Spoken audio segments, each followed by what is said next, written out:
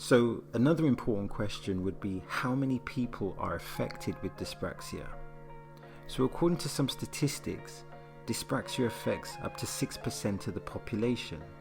Now I'm not sure how accurate this figure is, but let's stick with this as a premise.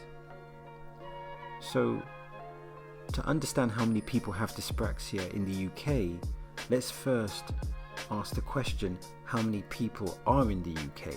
Now according to Google, that's 67 million. So that would mean if we use this 6% figure, 4 million people would be affected with dyspraxia.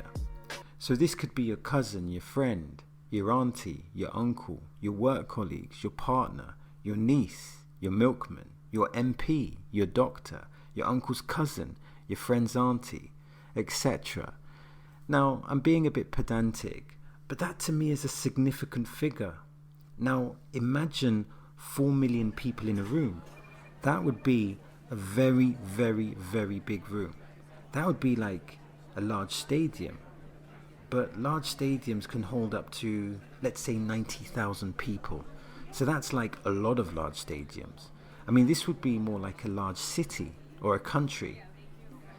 I mean, isn't 4 million people not the entire population of Wales? The point is that that's a lot of people. So dyspraxia is important, and partially this is because it affects a lot of people. And this to me follows the logical conclusion that we need to look at education and work and consider it through the dyspraxia perspective. Now, I made a video years ago, and I believe it was called Dyspraxia in the Secret.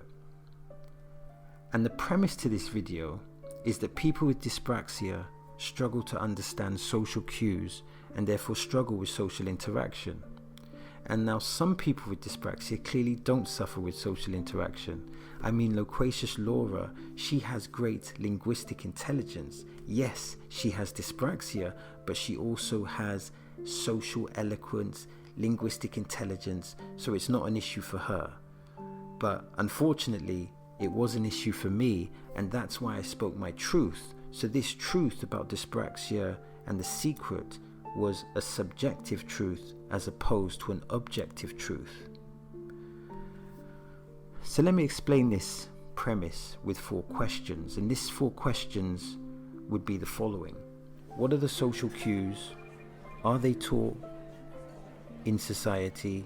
Are they taught in education? Are they taught in the family? And are they taught in the community? Now, assuming that all or most of those questions, if the answer is no, then this would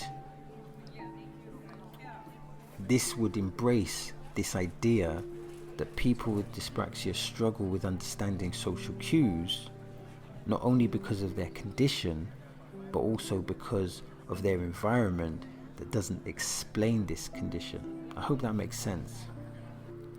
And I think it's important here that maybe we break down the 4 social cues, which are the following. Let's break it down into phases. So phase 1 is facial expressions, phase 2 is body language, phase 3 is voice pitch and tone, and phase 4 is personal space. So nearly all social interactions, I would argue, involve these 4 elements, and admittedly I struggle in this area. And I believe that there are a lot of people that struggle in this area, but perhaps they don't have the awareness that they struggle in this area.